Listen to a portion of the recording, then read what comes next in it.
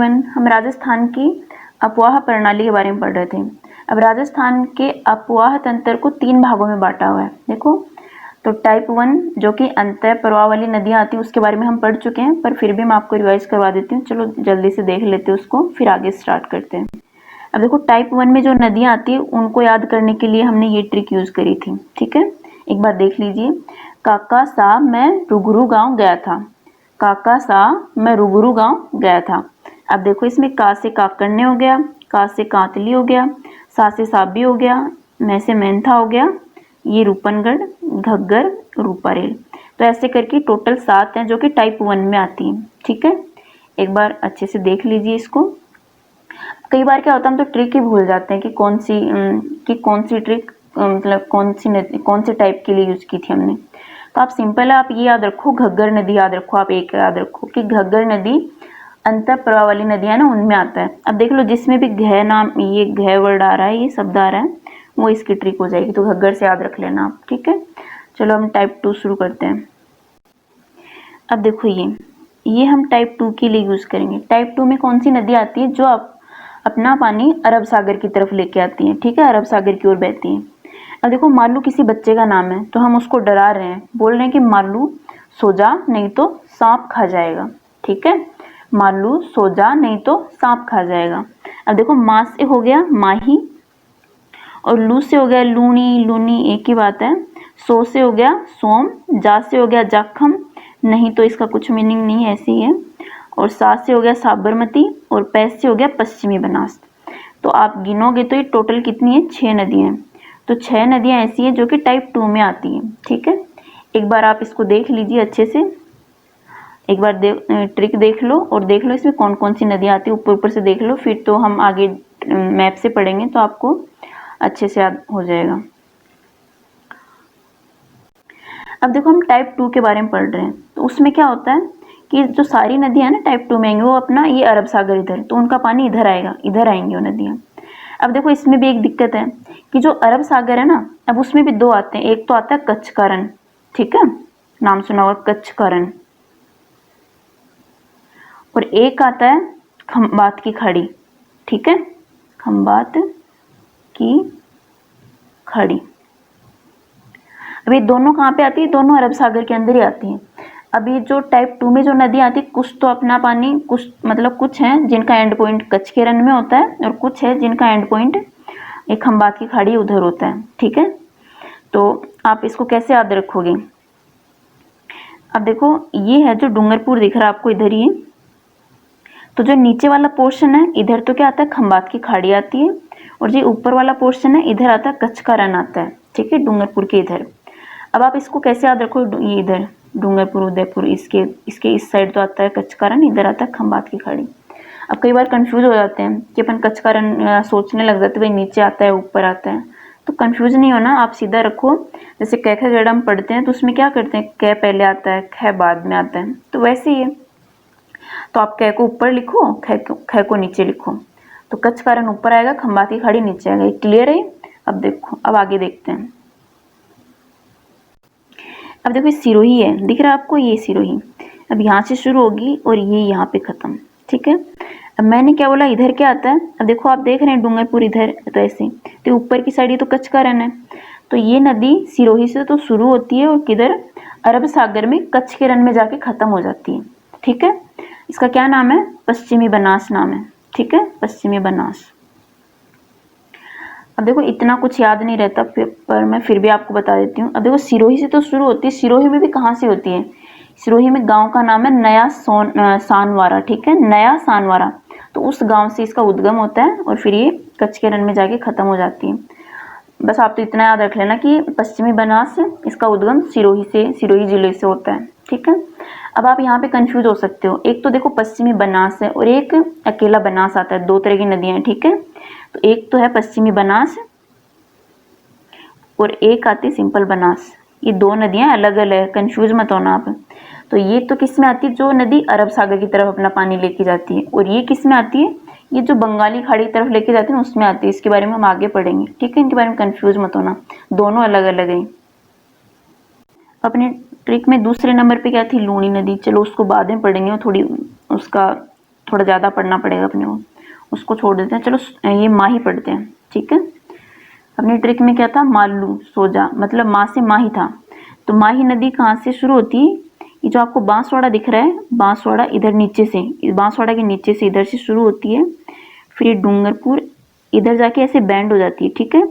फिर ये जो बाउंड्री दिख रही है आपको बांसवाड़ा डूंगरपुर की, इसके ऊपर से आती है, ठीक है, इधर ऐसे जस्ट बाउंड्री के ऊपर, फिर ये इधर चली जाती है। अब इधर नीचे क्या था, इधर तो खंबात की खाड़ी थी। तो ये क्वेश्चन आता पूछा हुआ है कि राजस्थान में ऐसी कौन सी नदी है जो कि अपना पानी खंबात की खाड़ी की तरफ लेके जाती है, तो कौन सी है, माही नदी है, ठीक है। अब आप देख रहे हैं तो ये शुरू कहाँ से होती है, यहाँ से। यहाँ क्या था, अपने पिछली वीडियो में देखा था, यहाँ तो एमपी था, ठीक है। तो ये नदी कहाँ से शुरू होती है, इसका उद्गम कहाँ से होता है, मध्य प्रदेश से, ठीक है। और मध्य प्रदेश में भी मेहंद झील है, ठीक है। और वहाँ पे ये मेहंद झील है, और कहाँ पे, अमरोरू की पहाड़ी, ठीक है। अब एक बार अच्छे से सुन लीजिए कि मध्य प्रदेश में थार जिला है, वहाँ पे अमरोरू पहाड़ी है, और उसके निकट मेहंद झील है, वहाँ से निकलती है। तो अगर आपको इतना कुछ याद ना हो तो आप सिंपल बस ये याद रख लेना कि यहाँ पे मध्य प्रदेश है, तो अपने को पता है कि मध्य प्रदेश में मेहंद झील से निकलती है अमरोरू की पहाड़ी से, ठीक है। तो अमरोरू की पहाड़ी, मेहंद झील उधर ही है। तो मध्य प्रदेश में अमरोरू की पहाड़ी से मेहंद झील के निकट से निकलती है, ठीक है। और फिर डूंगरपुर में आके ऐसे बैंड हो जाती है, और फिर इधर ही खंबात की खाड़ी में जाके गिर जाती है। अब देखो ये डूंगरपुर है, आपने सुना होगा कि त्रिवेणी संगम बनता है डूंगरपुर में, है ना। तो त्रिवेणी संगम किसको बोलते हैं, कि ऐसी जगह जहाँ पे 3 नदियाँ आके मिलती हो, ठीक है। तो जहाँ कहीं भी 3 नदियाँ मिलेंगी उसको अपन त्रिवेणी संगम बोल देंगे। तो यहाँ पे तो त्रिवेणी संगम कहाँ पे बनता है, ये डूंगरपुर में बनता है, ठीक है। इसको याद रख लेना, डूंगरपुर में बनता है। तो यहाँ पे कौन कौन सी नदी मिलती है, देखो माही तो हमने देख ली, ये इधर मध्य प्रदेश यहाँ से शुरू हुई है, फिर ये ऐसे करके ये अपनी माही नदी होगी। अब देखो ये उदयपुर है, इधर ही सोम नदी आती है, इधर ही ये सोम नदी है, ठीक है।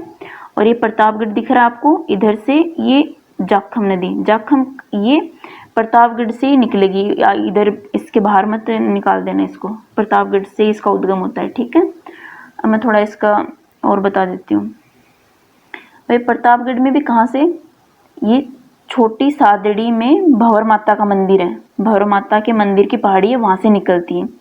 तो ये इतना आपको याद नहीं रहेगा, तो आप बस इतना याद रख लेना कि जाखम नदी का उद्गम कहाँ होता है, प्रतापगढ़ में होता है, ठीक है। और फिर वो जाके डूंगरपुर में जाके त्रिवेणी संगम बनाती है माही नदी के साथ, ठीक है। और ये उदयपुर दिख रहा है, उदयपुर में कौन सी नदी होती है, इधर ही सोम नदी है, सोम नदी, ठीक है। ये अपनी कौन सी थी, ये जाखम है, ठीक है। अब ये सोम नदी उदयपुर से निकलती है, उदयपुर में भी कहाँ से, ये ऋषभदेव के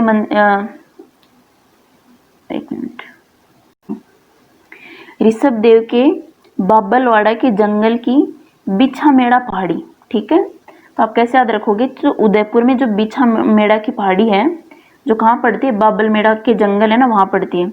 तो वहाँ से इसका उद्गम होता है। तो अगेन आप पता नहीं इतना याद रहेगा नहीं रहेगा, बस आप इतना याद रख लेना कि सोम नदी का उद्गम उदयपुर से होता है, ठीक है। और ये जाखम नदी है, इसका प्रतापगढ़ से होता है।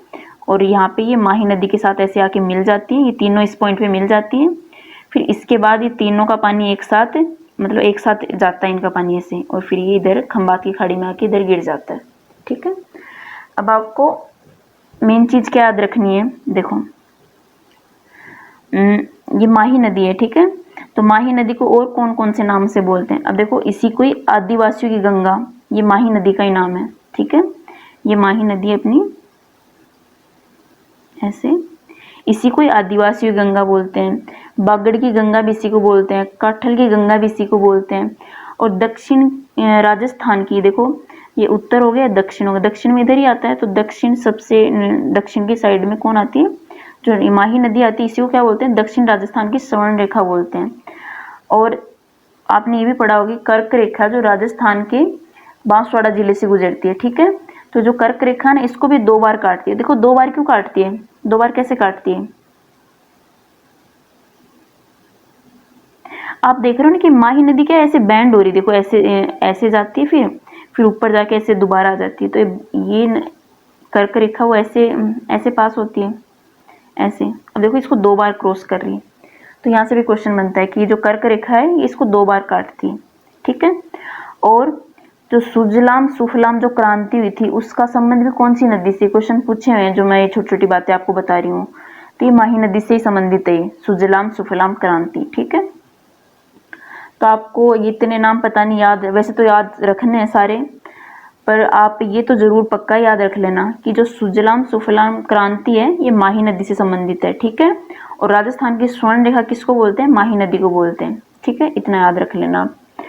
और इसकी वैसे तो इसकी माही नदी की कुल लंबाई कितनी है, क्योंकि इसका कुछ पोर्शन किधर है, इधर ये मध्य प्रदेश में एमपी में है, और फिर ये इधर खंबात की खाड़ी इधर गिर जाती है, और कुछ इसका राजस्थान में, तो ऐसे करके इसकी टोटल लेंथ तो ये 576 किलोमीटर है, ठीक है।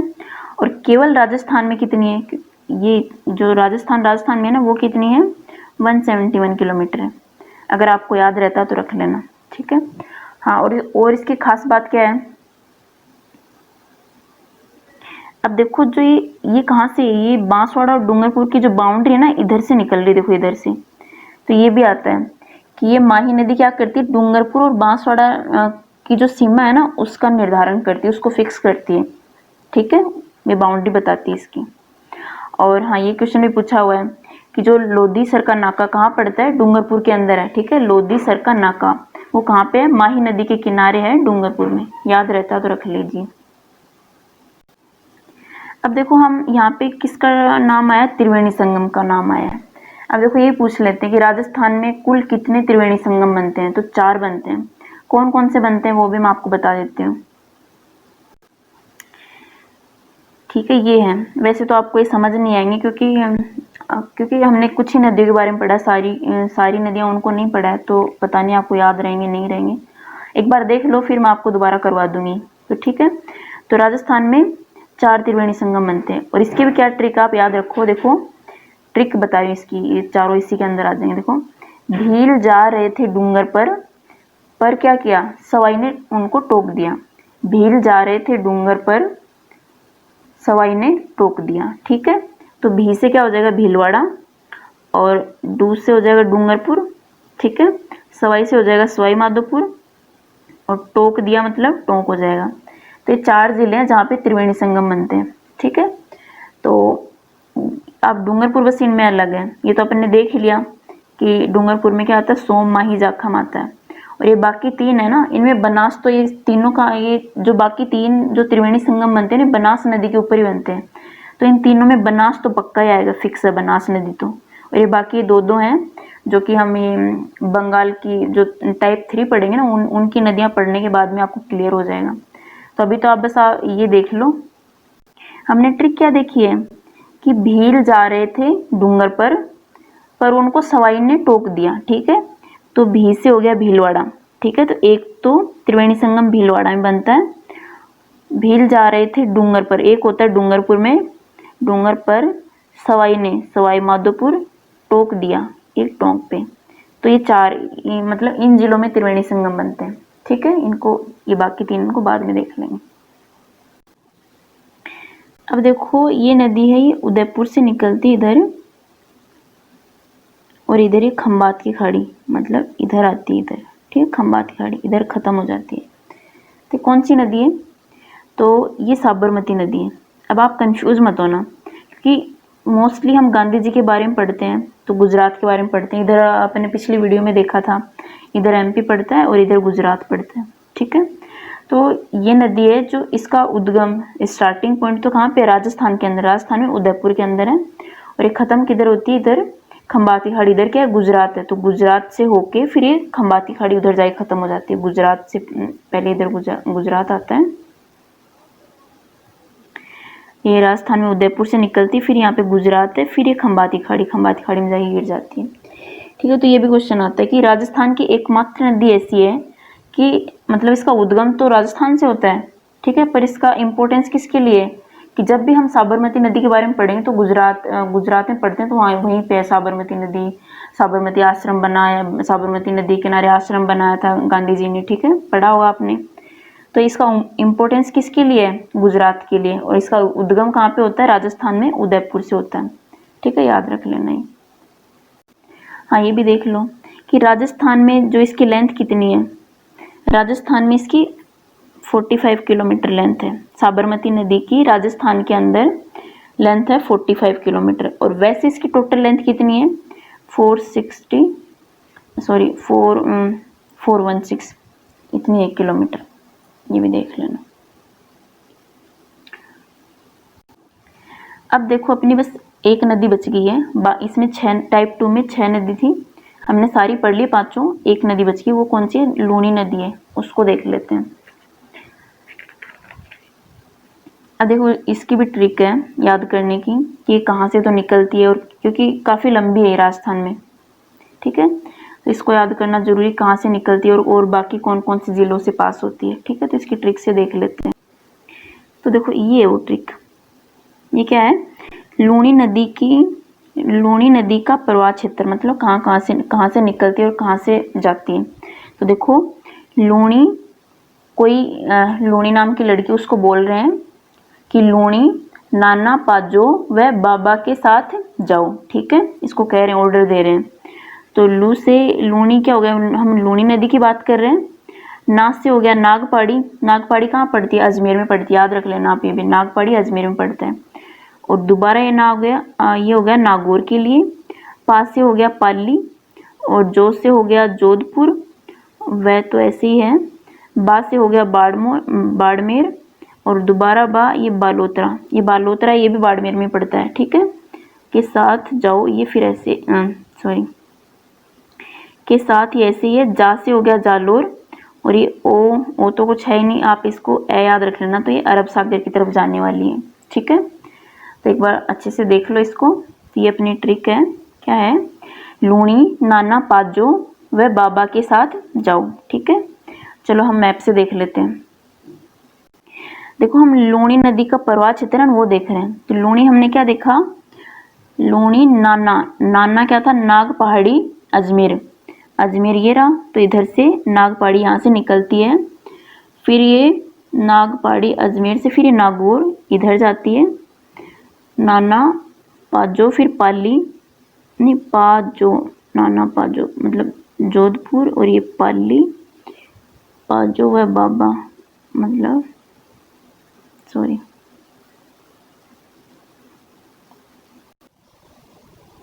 ठीक है, तो ये आपने ट्रिक देखी थी, लूनी नाना पाजो बाबा के साथ जाओ। तो ना से नागपाड़ी अजमेर, तो यहाँ से तो इसका उद्गम होता है, अजमेर से निकलती है, फिर नागौर से जाती है, फिर ये जोधपुर। अब देखो आप बोलोगे पाली तो आ ही नहीं रहा। अब देखो हम इसकी सहायक नदियाँ देखेंगे ना, तो वहाँ से हो जाएगा। चलो हम बता देते हैं सहायक नदियाँ क्या होती है। अब देखो ये है, जैसे ये मेन नदी है। ठीक है, जो छोटी छोटी नदियाँ है ना, तो वैसे तो डायरेक्ट तो जाती नहीं वो। जैसे अपन क्या पढ़ रहे हैं, तो अरब सागर में जाएंगे, फिर बंगाली खाड़ी। तो डायरेक्ट अरब सागर में नहीं जाएंगे, डायरेक्ट ना ही वो बंगाली खाड़ी में जाएंगे। वो क्या करेंगे, कुछ जो बड़ी नदी है उसमें जाके मिल जाएंगे ऐसे। फिर इसके साथ ही इसका पानी, फिर जो मेन नदी है जिसका इसका पानी जहाँ कहीं भी जाएगा उसके साथ ही इनका पानी भी चला जाएगा। तो वैसे है। तो ठीक है, तो इधर पाली से कोई नदी निकलेगी, तो फिर ये सहायक नदी निकलेगी, वो इसमें मिल जाएगी। तो इसलिए यहाँ पे पाली का नाम भी आ गया। फिर ये बाड़मेर, तो बाड़मेर में ही बालोतरा पड़ता है। फिर ये बालोतरा का नाम यहाँ पे अलग से क्यों है? क्योंकि बालोतरा एक टर्निंग पॉइंट है। ये खास बात है, मैं बताऊंगी आपको। फिर ये जालोर से होके इधर, फिर इधर क्या आता है? अब देखो, एक मैंने बताया था थोड़ी देर पहले, कच्छ का रण और वो खंबाती खाड़ी। तो इधर क्या आएगा? कच्छ का रण आएगा ना। तो ये अपना पानी किधर डालती है? कच्छ के रण में ले जाके डालती है। तो ये क्वेश्चन बन सकता है कि लूनी नदी मतलब ऐसी कौन सी नदी है जो अपना पानी कच्छ के रण, जिसका पानी कच्छ के रण में जाता है। ठीक है, कच्छ के रण की तरफ जाता है। तो कौन सी आ जाएगी? लूनी नदी आ जाएगी। ठीक है, तो चलो अब हम, ये अपने को याद हो गया, एक बार देख लो इसको अच्छे से कि इसका स्टार्टिंग पॉइंट है खंबाती खाड़ी, कच्छ का रण, ये इसका एंड पॉइंट है। अब हम ये लूनी नदी है, इसकी भी सहायक नदियाँ, काफ़ी नदियाँ हैं, तो हम उनके बारे में भी देख लेते हैं। ठीक है, ये देखो ये रही। तो ये है जो लूनी नदी है उसकी सहायक नदियाँ हैं। मतलब लूनी नदी में और जो बाकी जो छोटी छोटी नदियाँ आके मिलती है, फिर उन सबका पानी एक साथ इकट्ठा होकर एक साथ जाता है उधर। अरब सागर की वो नदियाँ हैं। तो इसकी ट्रिक मैंने बना रखी है कि सासू जली खुजली चली, थोड़ी फनी है पर याद रह जाएगी आपको। सासू जली खुजली चली बाम लगाई। तो देखो जो ये सहायक नदी है सारी आ जाएंगी इसमें। तो सा से हो गया सागी नदी, सू से हो गया सूकड़ी। अब आप देखोगे कि जो ये इसकी सहायक नदियाँ ना इसमें कैसी हैं, सूकड़ी, लीलड़ी, जोजड़ी।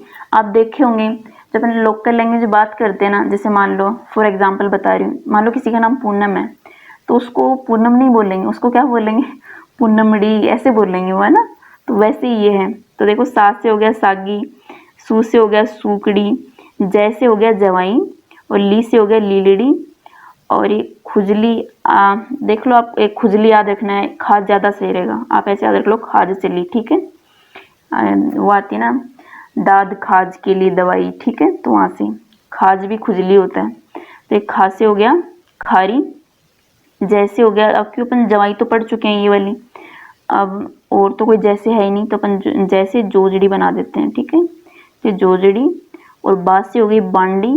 अब मैं से भी कोई नहीं है यहाँ पे, तो मैं से एक किसकी मीठड़ी नदी भी आती है, ठीक है, तो वो भी इसमें आ जाएगी। तो एक बार मैं इसको हटा देती हूँ, आप देख लीजिए। तो ये अपनी ट्रिक है, यहाँ पे खुजली की जगह खाद ज़्यादा अच्छा रहेगा। तो अपनी ट्रिक क्या है कि सासू जली खाज चली और बाम लगाई। अब देखो इसमें सारी आ जाएंगी, सागी, सूकड़ी, जवाई, लीलड़ी, खारी, जोजड़ी, बांडी, मीठड़ी। अब आप देख लो, सिंपल वे में बता रही हूँ कि जो भी है ना आपको ऐसे लगे ना सूकड़ी, लीलड़ी, जैसे ये लोकल जो स्थानीय भाषा वाले शब्द है ना, जैसे सूकड़ी, लीलड़ी, जोजड़ी, मीठड़ी, ये सारी क्या है, लूणी नदी की सहायक है। आपको अलग से क्या याद रखना है, देखो मेन बता रही हूँ, जो जवाई नदी है ना बहुत मेन है, आप इसको याद रखना है, लूणी नदी की सहायक नदी है। और ये खारी नदी, और ये या अलग से बांडी और ये सागी याद रख लेना, ठीक है। पर ये तो पक्का याद रखनी है, जवाई नदी और ये खारी नदी। चलो इनको भी देख लेते हैं मैप में, ठीक है। ये हमने देख लिया था कि ये लूणी नदी है और इसका स्टार्टिंग पॉइंट है ये अजमेर में, अजमेर की नागपाड़ी यहाँ से शुरू होती है, ठीक है, ये इसका एंड पॉइंट है। अब देखो जो जोजड़ी नदी है ये इधर नागौर से शुरू होती है फिर यहाँ पे मिल जाती है, ये कौन सी है, जोजड़ी नदी है, ठीक है। और ये क्या चीज़ है, ये पाली, ये यहाँ पे मीठड़ी नदी है, मीठड़ी मिल गई।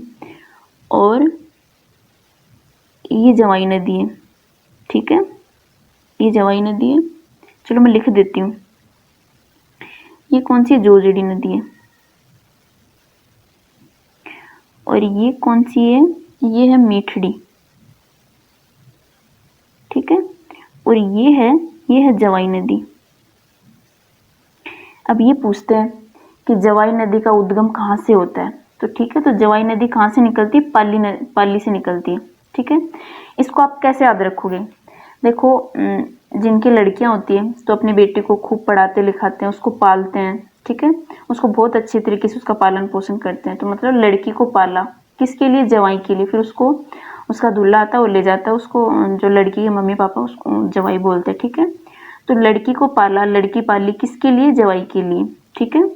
तो ये पाली जवाई आपको याद रह जाएगा यहाँ से। और ये सागी नदी है, ये यहाँ जालौर से निकलती है। और तो कौन सी है, अब देखो इसमें मेन चीज आपको क्या याद रखना है, देखो जोजड़ी नदी है ना, अपन ने पढ़ा था अरावली पर्वतमाला पढ़ा था। अब देखो उसमें क्या पढ़ा था कि ये तो वैसे ही अपन ने कुबड़पट्टी पढ़ा था, कुबड़पट्टी क्या था, यहाँ पे नागौर था, ये अजमेर था। तो जो इसके बीच का पोर्शन है जो कि थोड़ा था वो कुबड़पट्टी के नाम से जाना जाता था।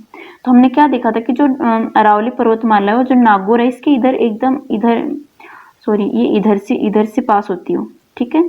और हम क्या देख रहे हैं, जोजड़ी नदी तो दूर से निकल रही इधर से। तो ये क्वेश्चन पूछते हैं, कंफ्यूज कर देते हैं कई बार कि जोजड़ी नदी क्या अरावली पर्वतमाला वाले क्षेत्र से निकलती, तो नहीं, उधर से नहीं निकलती। अरावली पर्वतमाला क्षेत्र होती है तो इधर ही रह जाता है, ठीक है, तो याद रखना। तो ये जोजड़ी नदी अरावली पर्वतमाला वाले क्षेत्र में नहीं है, बाहर है, ठीक है। और ये नदी यहाँ से निकलती है इधर जाती है, मतलब ये एरो ऐसे बनता है। तो अपन क्या कर रहे हैं, इधर खड़े होके देख रहे हैं इसको, ठीक है। तो ये अपना इधर राइट हैंड दिखेगा, इधर लेफ्ट हैंड है, अगर अपन ऐसे देखेंगे तो इसको, ठीक है। तो ये क्वेश्चन भी बनता है इधर कि एकमात्र ऐसी लूणी नदी की सहायक नदी एकमात्र ऐसी नदी है जो कि दाईं साइड से निकलती है, ठीक है, इधर से निकलती है दाईं साइड से, और बाकी जो ये सारी नदियां वो बाकी इधर ये लेफ्ट साइड से बाईं साइड से निकलती हैं। पता ना राइट साइड दायां साइड होता है, मैं कंफ्यूज हो जाती हूँ कई बार। जो राइट हैंड है उसको दायां साइड बोलते हैं, दायां हाथ बोलते हैं।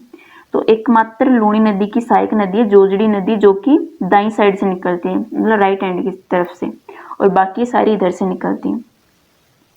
और जवाई नदी का हमने देख ही लिया था कि जवाई नदी का उद्गम कहाँ से होता है, पाली से होता है।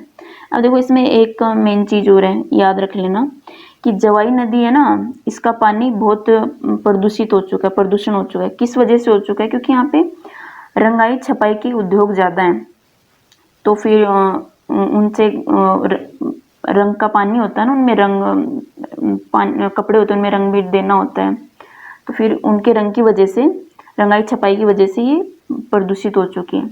अब ये भी देखते हैं जैसे सूती जो उद्योगों के बारे में पढ़ेंगे ना, तो सूती उद्योग की, सूती कपड़े की जो सबसे बड़ी मिल है और जहाँ पे सबसे ज़्यादा उत्पादन होता है वो कहाँ पे हो, पाली में ही है, ठीक है। तो ये याद रख लेना कि पाली में सूती वस्त्र की सबसे बड़ी मिल है, और जवाई नदी इसका पानी खराब हो चुका है, ये जो उद्योग है ना रंगाई छपाई की, इसकी वजह से। तो ठीक है, तो ये हमने टाइप 2 में जो कि अरब सागर की तरफ अपना पानी ले जाती है उनके बारे में पढ़ लिया है। 6 नदियां थी, हमने एक एक करके सबको देख लिया है। चलो एक बार मैं आपको रिवाइज करा देती हूँ क्योंकि ओके। अब देखो ये अपनी ट्रिक थी टाइप 2 के लिए, ठीक है, देख लो।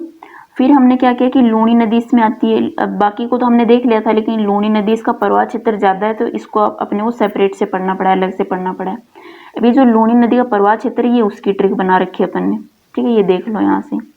अब लूणी नदी में भी क्या होता है, इसकी भी सहायक नदियाँ छोटी छोटी और नदियाँ, ये अपनी उनकी ट्रिक बना रखी है, तो आप इनको देख लेना, और ये इनकी सहायक नदियाँ इनको देख लेना, ठीक है। तो आई होप आपको कुछ तो समझ में आया होगा।